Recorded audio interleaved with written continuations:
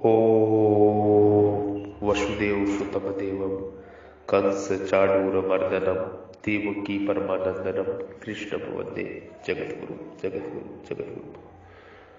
अविभक्तं च भूतेषु विभक्तिभ्यो च स्थितं भूतभरतः च तज्ज्ञे ग्रसिष्णु प्रभा विष्णु च।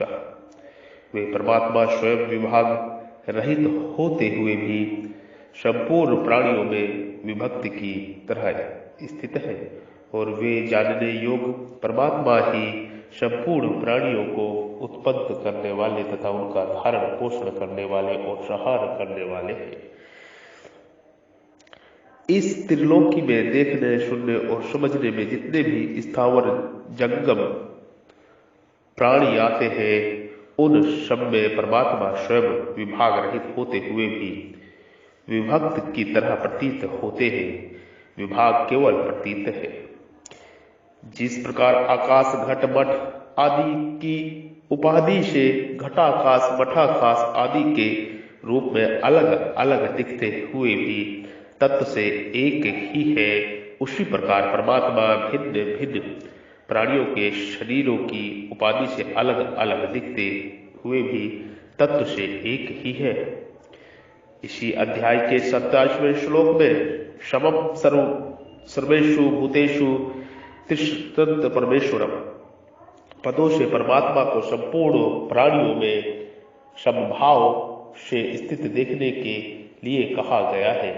इसी तरह 18वें अध्याय के 20वें श्लोक में विभक्तिषु पदों से सात्विक ज्ञान का वर्णन करते हुए भी परमात्मा को अविभक्त रूप से देखने को ही सात्विक ज्ञान कहा गया है। भूत भर्त चा तज्ज्ञे ग्रसिष्ठ प्रभास विष्णु चा। इसी अध्याय के दूसरे श्लोक में विधि पद से जिस परमात्मा को जानने की बात कही गई है और 12वें श्लोक में जिस ज्ञेय तत्व का वर्णन करने की प्रतिज्ञा की गई है उसी का यहाँ ब्रह्मा विष्णु शिव के रूप में वर्णन हुआ है। वस्तु चेतन तत्व परमात्मा एक ही है। वे ही परमात्मा रजोगुण की प्रधानता स्वीकार करने से ब्रह्म रूप से सबको उत्पन्न करने वाले, सत्वगुण की प्रधानता स्वीकार करने से विष्णु रूप से सबको भरण पोषण करने वाले और तमोगुण की प्रधानता स्वीकार करने से रुद्र रूप से सबको संहार करने वाले हैं। तात्पर्य है कि एक ही परमात्मा सृष्टि पालन और संहार करने के कारण ब्रह्मा विष्णु और शिव नाम धारण करते हैं। यहाँ यह समझ लेना आवश्यक है कि परमात्मा सृष्टि रचना आदि कार्यों के लिए भिन्न भिन्न गुणों को स्वीकार करने पर भी उन गुणों के वशीभूत नहीं होते। गुणों पर उनका पूर्ण आधिपत्य रहता है। इस श्लोक में परमात्मा के समग्र रूप का वर्णन हुआ है। जैसे संसार भौतिक दृष्टि से एक है ऐसे ही वास्तविक तत्व परमात्मा भी एक है, अविभक्त है। परंतु जैसे संसार पंच भौतिक दृष्टि से एक होते हुए वे अनेक वस्तुओं, व्यक्तियों, जड़ चेतन, स्थावर जंगम आदि के रूप में दिखता है, ऐसे ही परमात्मा एक होते हुए वे अनेक रूपों में दिखते हैं। तात्पर्य है कि परमात्मा एक होते हुए भी अनेक है और अनेक होते हुए भी एक है। वास्तविक सत्ता कभी दो हो सकती ही नहीं, क्योंकि दो होने से असत आ जाता है। उत्पन्न करने वाले भी परमात्मा है और उत्पन्न होने वाले भी परमात्मा है। भरण पोषण करने वाले भी परमात्मा है, उनका भरण पोषण होता है, वे भी परमात्मा है। संहार करने वाले भी परमात्मा है और जिनका संहार होता है वे भी परमात्मा है। भगवान ने ज्ञेय तत्व का आधार रूप से वर्णन किया है। यह आधार रूप है। स्वीकृति स्वयं होती है, इसलिए स्वीकृति वाली बात भूली नहीं जाती। जैसे मैं ब्राह्मण हूँ, मैं विवाहित हूँ आदि, परंतु मन बुद्धि में होने वाली बात भूली जाती है। स्वीकृति वाली बात में कोई संदेह भी नहीं होता और विपरीत भावना भी नहीं होती।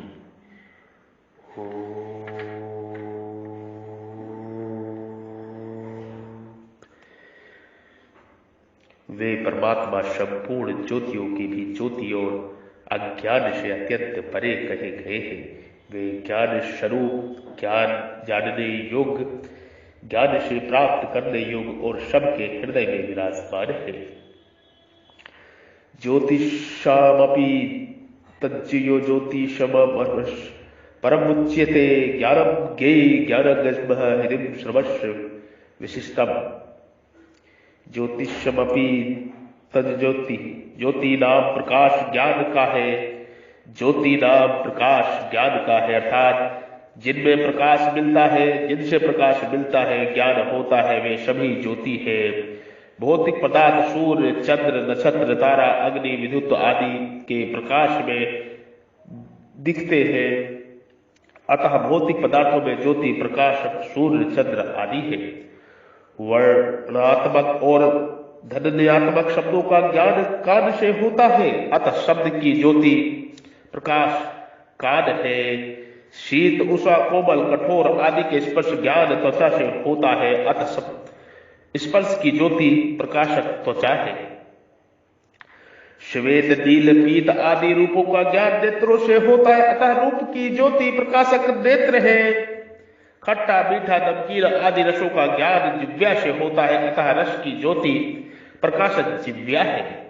सुगंध, दुर्गंध ज्ञान नाक से होता है, अतः गंध की ज्योति प्रकाशक नाक है। इन पांचों इंद्रियों से शब्दादि पांचों विषयों का ज्ञान तभी होता है जब उन इंद्रियों के साथ मन रहता है। अगर उनके साथ मन ना रहे तो किसी भी विषय का ज्ञान नहीं होता, अतः इंद्रियों की ज्योति प्रकाशक मन है।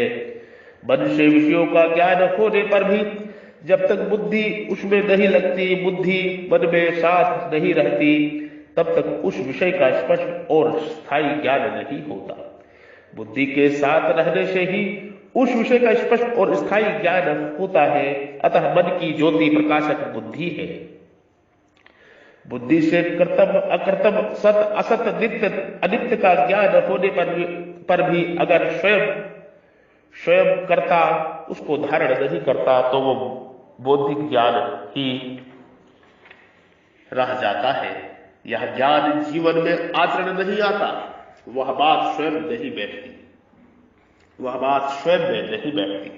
जो बात स्वयं में बैठ जाती है वह फिर कभी नहीं जाती, अतः बुद्धि की ज्योति प्रकाशक स्वयं है।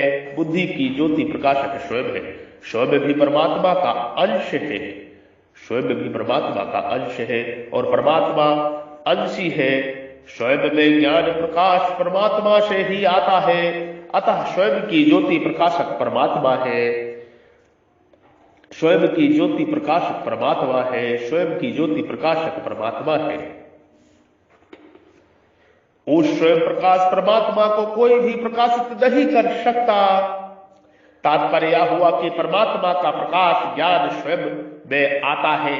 स्वयं का प्रकाश, तात्पर्य हुआ परमात्मा का प्रकाश ज्ञान स्वयं में आता है। स्वयं का प्रकाश बुद्धि में, बुद्धि का प्रकाश मन में, मन का प्रकाश इंद्रियों में और इंद्रियों का प्रकाश विषयों में आता है।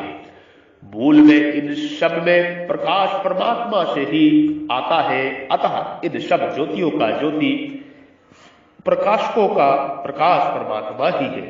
जैसे एक के पीछे बैठे हुए परीक्षार्थी अपने से आगे बैठे हुए को तो देख सकते हैं, पर अपने से पीछे बैठे हुए को नहीं। ऐसे ही अहम, बुद्धि, मन, इंद्रिया आदि भी अपने से आगे वाले को तो जान सकते हैं, पर अपने से पीछे वालों को नहीं। जैसे सबसे पीछे बैठा हुआ परीक्षार्थी अपने आगे बैठे हुए समस्त परीक्षार्थियों को देख सकता है, ऐसे ही परम प्रकाशक परमात्मा अहम, बुद्धि, मन, इंद्रिया आदि सबको देखता है, प्रकाशित करता है, पर उसको कोई प्रकाशित नहीं कर सकता। वह परमात्मा संपूर्ण चर अचर जगत का सामान्य रूप से निरपेक्ष प्रकाशक है। यस्य भषा सर्वमिदं विभाजति सचराचरम, वह प्रकाशक प्रकाश और प्रकाश है, यह त्रिपुटी नहीं है। तमस्य प्रमुच्यते, वह परमात्मा अज्ञान से अत्यंत परे अर्थात सर्वथा असंबद्ध है और निर्लिप्त है। इंद्रिया, मन, बुद्धि और अहम, इनमें तो ज्ञान और अज्ञान दोनों आते जाते हैं, परंतु जो सबका परम प्रकाशक है उस परमात्मा में अज्ञान कभी आता ही नहीं, आ सकता ही नहीं और आना संभव ही नहीं। जैसे सूर्य में अंधेरा कभी आता ही नहीं, ऐसे ही उस परमात्मा में अज्ञान कभी आता ही नहीं। अतः उस परमात्मा को अज्ञान से अत्यंत परे कहा गया है। ज्ञान के ज्ञान गमह्यम, उस परमात्मा में कभी अज्ञान नहीं आता, वह स्वयं ज्ञान रूप है और उसी से सबको प्रकाश मिलता है। अतः उस परमात्मा को ज्ञान अर्थात ज्ञान रूप कहा गया है। इंद्रिया, मन, बुद्धि आदि के द्वारा भी जानने में आने वाले विषयों का ज्ञान होता है, पर वे अवश्य जानने योग्य नहीं है, क्योंकि उनको जान लेने पर भी जानना बाकी रह जाता है, जानना पूरा नहीं होता। वास्तव में अवश्य जानने योग्य तो एक परमात्मा ही है। अवश्य देखा ही देखन जोगू, अवश्य देखी अही देखन जोगू। उस परमात्मा को जान लेने के बाद और कुछ जानना बाकी नहीं रहता। 15वें अध्याय में भगवान ने अपने लिए कहा है कि संपूर्ण वेदों का जानने योग्य मैं ही हूं। 15वां श्लोक, जो मुझे जान लेता है वह सर्वित हो जाता है। 19वां श्लोक, अतः परमात्मा को ज्ञ कहा गया है। ज्ञान के द्वारा असत का त्याग होने पर परमात्मा को तत्व से जाना जा सकता है। अतः उस परमात्मा को ज्ञान गमय कहा गया है। हदि सर्वस्य विशिष्टतम, वह परमात्मा सबके हृदय में नित्य निरंतर विराजमान है। तात्पर्य है कि यद्यपि वह परमात्मा सब देश, काल, वस्तु, व्यक्ति, घटना, परिस्थिति, अवस्था आदि में परिपूर्ण रूप से व्याप्त है, तथापि उसका प्राप्ति स्थान तो हृदय ही है। उसका प्राप्ति स्थान तो हृदय ही है। उसका प्राप्ति स्थान तो हृदय ही है। उसका प्राप्ति स्थान तो हृदय ही है। उस परमात्मा का अपने हृदय में अनुभव करने का उपाय, मनुष्य हरेक विषयों को जानता है तो उस जानकारी से सत असत ये दोनों रहते हैं। इन दोनों का विभाग करने के लिए साधक यह अनुभव करे कि मेरी जो जागृत, स्वप्न, सुषुप्ति और बालकपन, जवानी, बुढ़ापा आदि अवस्थाएं जो भिन्न भिन्न हुई, पर मैं एक रहा। सुखदायी, दुखदायी, अनुकूल, प्रतिकूल परिस्थितियां आई और चली गई, पर उनमें मैं एक ही रहा। देश, काल, वस्तु, व्यक्ति आदि का संयोग वियोग हुआ, पर उनमें भी मैं एक ही रहा। तात्पर्य यह हुआ कि अवस्थाएं, परिस्थितियां, संयोग वियोग तो भिन्न भिन्न तरह के हुए, पर उन सब में जो एक ही रहा, भिन्न भिन्न नहीं हुआ है, उसका उन सबसे अलग करके अनुभव करे। ऐसा करने से जो सबके हृदय में विराजमान है, जो सबके हृदय में विराजमान है, उसका अनुभव हो जाएगा, क्योंकि यह स्वयं परमात्मा से अभिन्न है। जैसे अत्यंत भूखा अन्न के बिना और अत्यंत प्यासा जल के बिना रह नहीं सकता, ऐसे ही उस परमात्मा के बिना रह नहीं सके, बेचैन हो जाए, उसके बिना न भूख लगे, न प्यास लगे और न नींद आए, उस परमात्मा के सिवाय और कहीं वृत्ति जाएगी नहीं। इस तरह परमात्मा को पाने के लिए व्याकुल हो जाए तो अपने हृदय में उस परमात्मा का अनुभव हो जाएगा। इस प्रकार एक बार हृदय में परमात्मा का अनुभव हो जाने पर साधक को सब जगह परमात्मा ही परमात्मा ऐसा अनुभव हो जाता है। यही वास्तविक अनुभव है, यही सत अनुभव है। 12वें 17वें श्लोक तक जिस ज्ञेय तत्व का वर्णन हुआ है वह भगवान का समग्र रूप वसुदेव सर्वम ही है।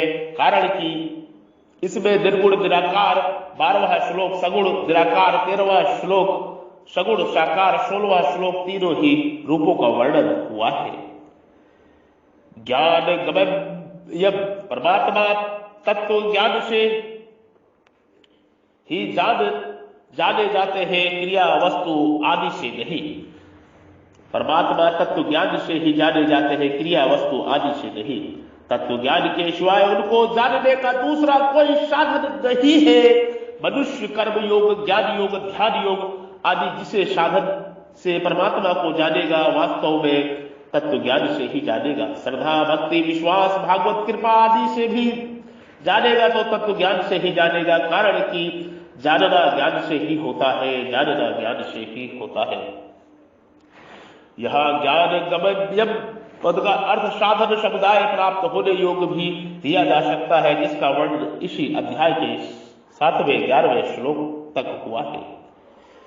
पहले श्लोक में 17वें श्लोक तक क्षेत्र ज्ञान और ज्ञेय का जो वर्णन हुआ है, अब आगे के श्लोकों में फल सहित उपसंहार करेंगे। आगे के समागम में करेंगे।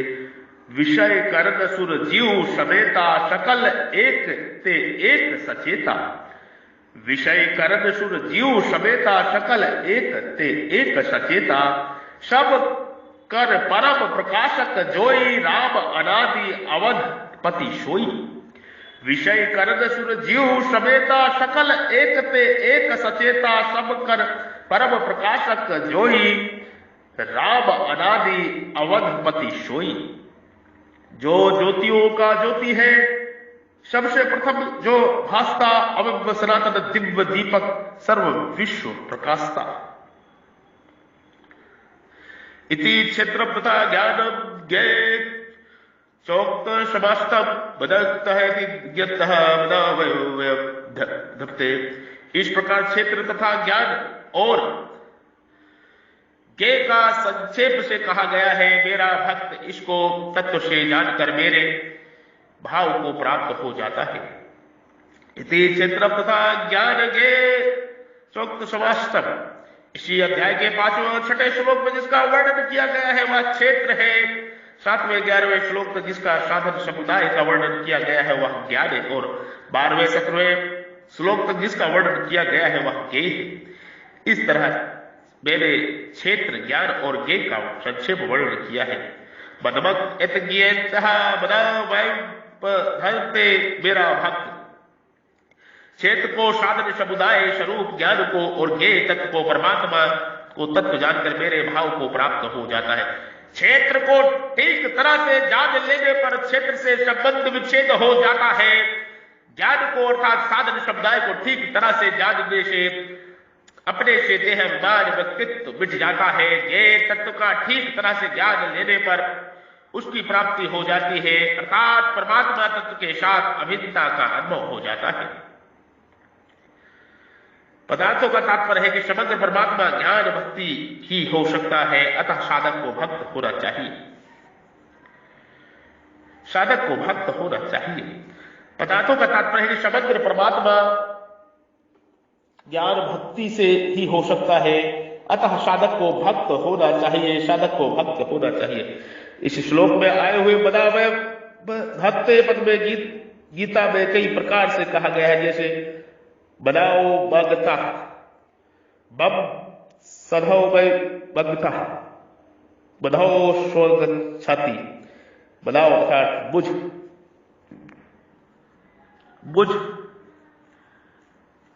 बनाओ अर्थात बुझ। परमात्मा की सत्ता, यह सिद्धांत है कि सत्ता एक ही होती है, दो नहीं होती। भगवान ने गीता में ज्ञान और भक्ति दोनों में ही अपनी भाव की प्राप्ति बताई है। ज्ञान में इसका तात्पर्य है कि ब्रह्मा से समर्थ होना, अर्थात जैसे ब्रह्मा सत चित आनंद रूप है, जैसे ब्रह्मा सत चित आनंद रूप है, जैसे ब्रह्मा सत चित आनंद रूप है, ऐसे ही ज्ञानी महापुरुष का भी सत चित आनंद रूप होना भक्ति में इसका तात्पर्य है कि भक्त की भगवान के साथ आत्मीयता अर्थात अभिन्नता होना। इस अध्याय के पहले और दूसरे श्लोक में जिस क्षेत्र और क्षेत्र का संक्षेप वर्णन किया गया है उसी का विस्तार वर्णन करने के लिए आगे के प्रकरण आरंभ करेंगे, करते हैं।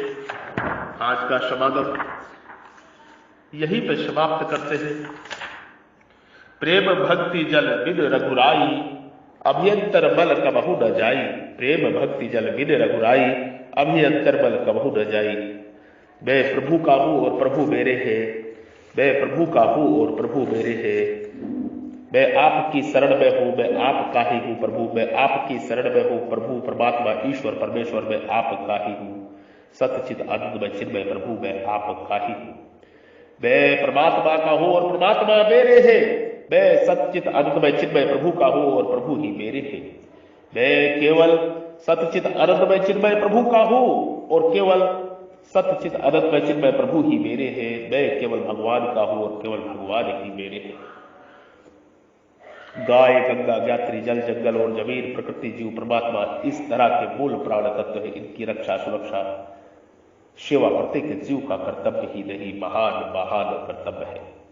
सनातन वैदिक राष्ट्र का निर्माण हो रहा है। आप सभी जुड़े, संगठन से जुड़े। 9811179477। ये ब्रह्म ज्ञान है, मोक्ष मुक्ति का ज्ञान है। जय श्री राधेन्द्र, जय श्री राधेन्द्र।